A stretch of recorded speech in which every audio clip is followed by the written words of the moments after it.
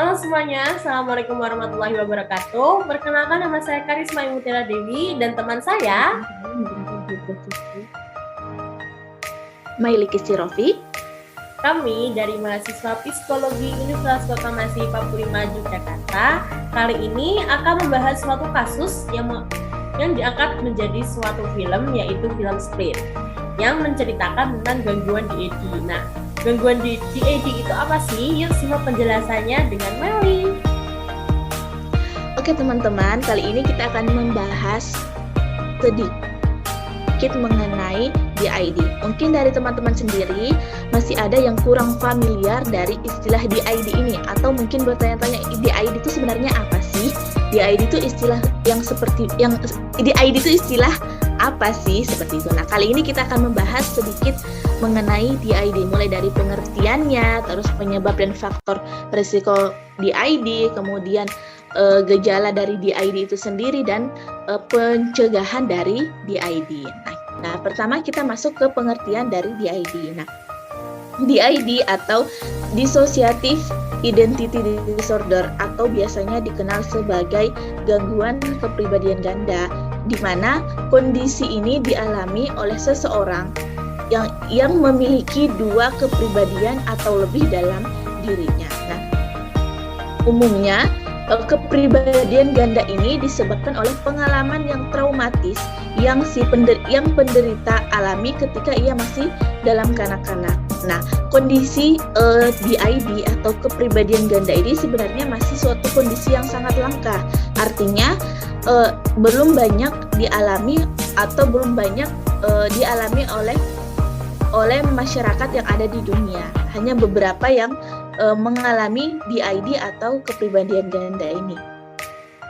Biasanya penderita DID ini merupakan korban kekerasan di masa lalunya. Nah, penderita biasanya menyatakan mengalami kehilangan memori atau mengalami amnesia ketika kepribadian yang lain itu mengambil alih dalam diri si penderita. Jadi kita masuk ke penyebab dan faktor risiko dari DID. Nah, seperti yang dijelaskan sebelumnya bahwa DID itu atau kepribadian ganda itu di mana seseorang mengalami dua kepribadian atau lebih yang ada dalam dirinya.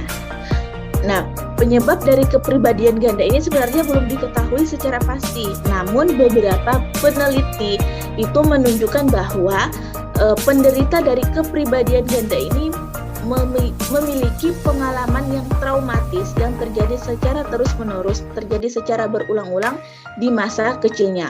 Nah, pengalaman traumatis ini bisa berupa penganiayaan atau penyiksaan, kemudian pelecehan baik secara fisik maupun secara emosional, kemudian pola asuh orang tua yang membuat anak merasa takut, peperangan, bencana alam, kekerasan seksual, dan penolakan baik di lingkungan sosial ataupun di lingkungan keluarga. Nah, jika pengalaman-pengalaman traumatis ini terus berlangsung dalam kehidupan anak-anak, terus berulang dalam kehidupan anak-anak, maka para peneliti meyakini bahwa hal inilah yang dapat menyebabkan seseorang itu memiliki kepribadian ganda.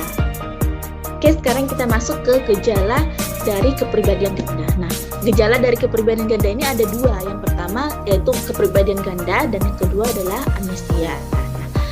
Seperti yang dijelaskan sebelumnya bahwa seseorang yang menderita DID atau kepribadian ganda ini memiliki dua kepribadian atau lebih dalam dirinya. Nah, kepribadian ini saling bertolak belakang antara satu kepribadian dan kepribadian lain, mulai dari nama, sifat, umur, terus kebiasaan. Itu berbeda antara satu kepribadian dan kepribadian yang lain. Nah, salah satu kepribadian bisa mengambil kontrol tubuh dan penderita dan pikiran si penderita itu bisa terjadi kapan saja.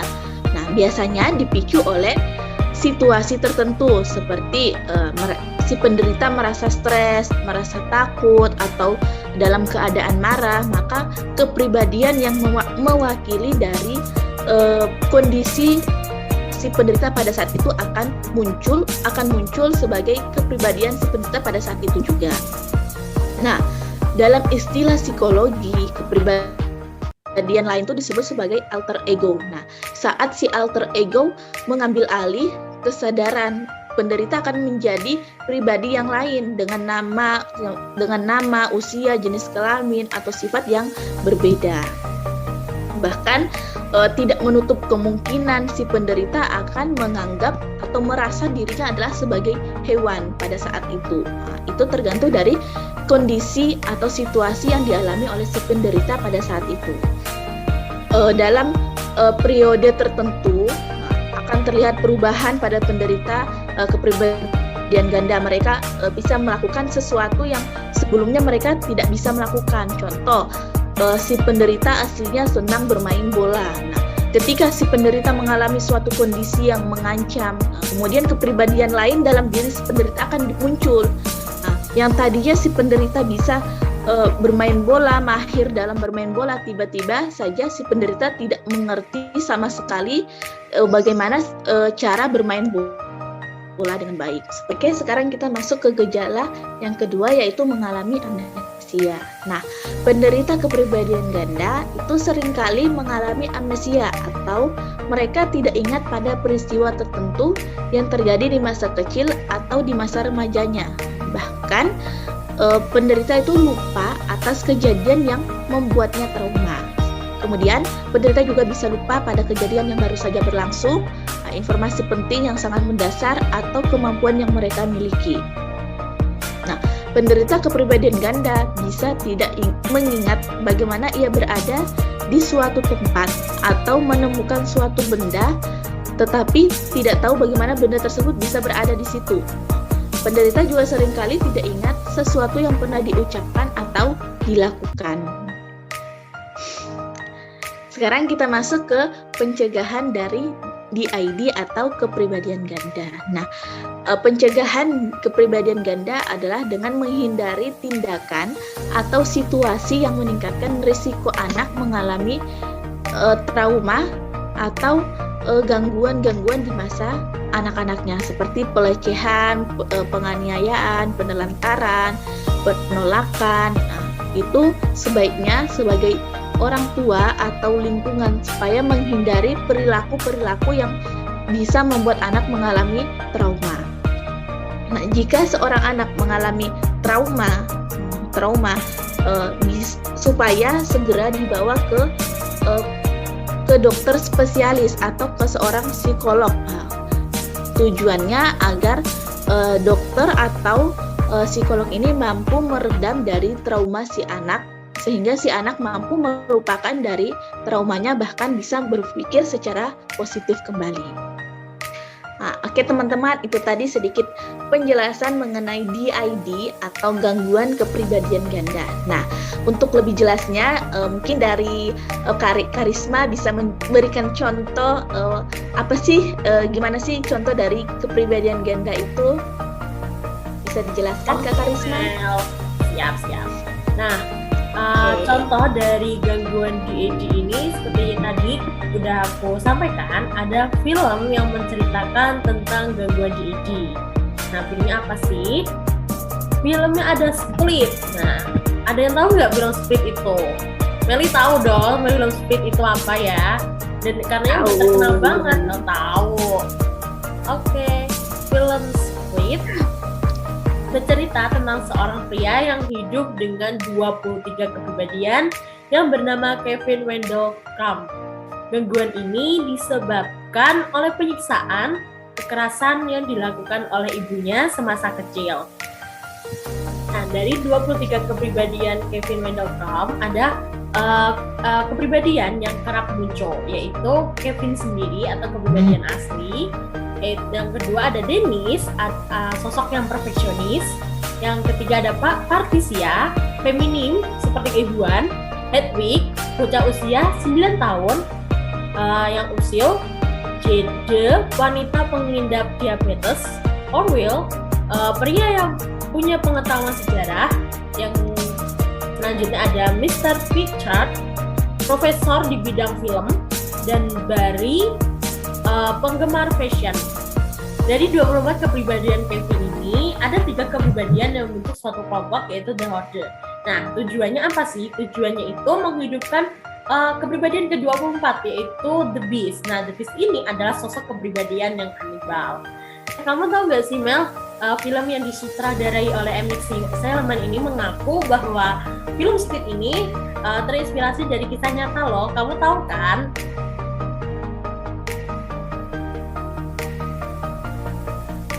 Oh ya? Enggak tuh Kak Karisma.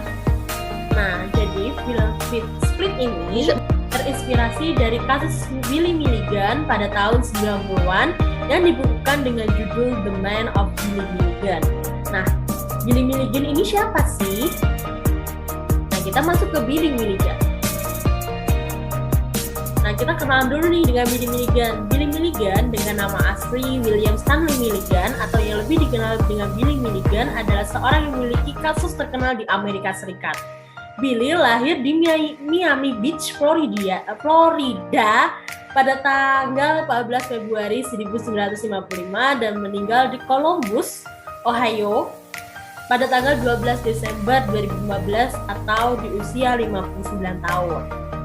Billy Milligan ini didiagnosa memiliki gangguan DAD dengan memiliki 24 kepribadian. Nah, perjalanannya Billy Milligan ini gimana sih? Nah, timbulnya DAD ini disebabkan akibat trauma masa lalu, yaitu keluarga yang kurang harmonis, yang kemudian ayahnya bunuh diri dan ditambah lagi kekerasan dari ibunya semenjak ayahnya meninggal dan menikah kembali. Nah, kemudian akibat tekanan-tekanan dari tekanan-tekanan itu muncullah kepribadian-kepribadian Billy Milligan yang lain tanpa disadari, dan termasuk dua diantaranya menahan atau menidurkan kepribadian Billy Milligan sendiri selama 6 tahun untuk mencegah aksi bunuh diri gitu. Nah, selain kepribadian-kepribadian Billy Milligan ini tidak hanya menidurkan kepribadian Billy Milligan saja loh, tapi juga melakukan tindak kriminal gitu. Selain kepribadian-kepribadian itu tidak hanya menidurkan kepribadian Billy Milligan, tetapi melakukan tindak kriminal. Jadi Billy Milligan ini mendapatkan kasus. Nah, pada saat persidangan kasusnya, para psikolog dan psikiater awalnya mendiagnosa terdapat 10 kepribadian.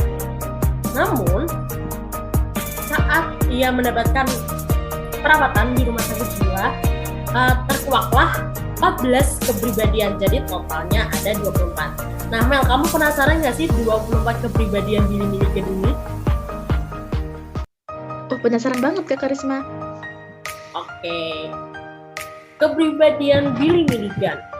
Nah, kepribadian Billy Milligan yang pertama ada Billy Milligan sendiri, yaitu kepribadian inti dengan karakter tidak tamat se-SMU dan berambut coklat. Yang kedua ada Arthur, berusia 22 tahun, seorang bangsawan Inggris yang berpendidikan ahli dalam sains, kedokteran, dan hematologi.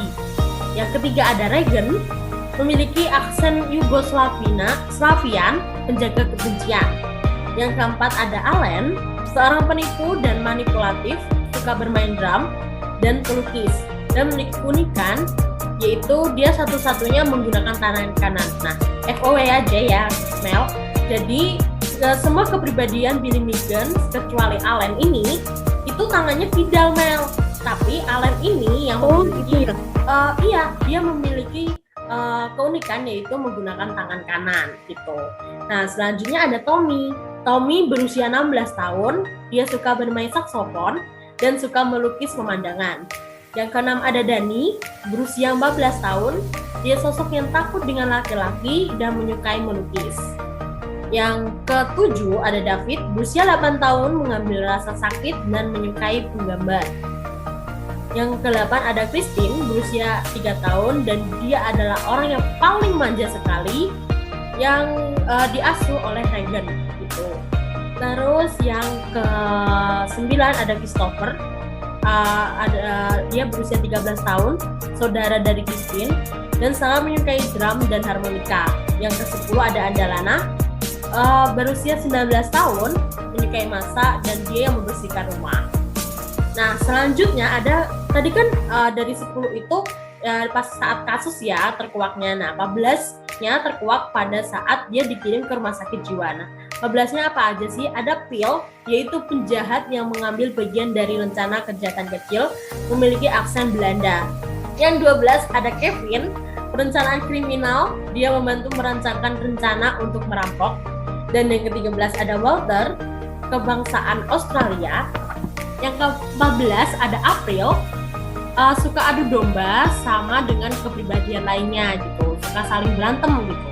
Terus yang ke-15 ada Samuel, seorang satu-satunya yang percaya Tuhan, tapi dia suka mencuri lukisan pribadi milik orang lain. Yang ke-16 ada Mark of the Crabs atau disebut dengan zombie. Dia tidak melakukan apapun kecuali diperintah dan dia akan menatap dinding ketika dia bosan. Ya, ke-17 ada Steve, dia ada penipu yang ulung. Yang ke-18 ada Lee, tukang iseng dan lelucon biasanya membuat sosok Billy berada dalam masalah. Yang ke-19 ada Johnson, yang ke-20 ada Bobby, yang ke-21 ada Shaun. Itu tiga-tiganya adalah kayak pengikut untuk kriminal kayak gitu. Dia mendukung suatu tindak kriminal gitu. Jadi dia pengikut doang gitu. Terus yang ke-22 itu ada Martin, orang yang sombong dari New York. Yang ke-23 ada Timothy, dia bekerja di sebuah toko bunga. Yang ke-24 ada The Teacher, kepribadian yang sejauh ini merupakan tonggak terbesar untuk membantu Billy mencapai persatuan. Dia adalah dari 24 orang yang disatukan dan hampir secara total mampu mengikat semua tindakan dan pemikiran orang lain. Nah, The Teacher ini masih ingat ya film Split itu? Film Split itu kan ada The Beast. Nah, kalau di Billy Milligan ini adalah The Teacher itu sendiri gitu.